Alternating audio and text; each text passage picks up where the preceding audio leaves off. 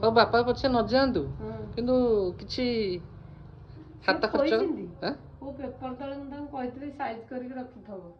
ଦେଖିଦବା ସାଇଜଟା କେତେ ବାଟ ଯାଇଛି। କୋଉଠି ଏଇ ସେ ସବୁବେଳେ ଏଇ ଟିଭି ବକ୍ସ ଯୋଉ ମେସିନ୍ ତଳେ ଆଉ କୋଉଠି ରଖୁଛ କାଇଁ କୋଉଠି ମାଲ କାଇଁ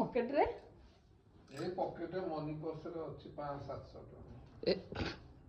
ଏତିକି ଟଙ୍କା କିନ୍ତୁ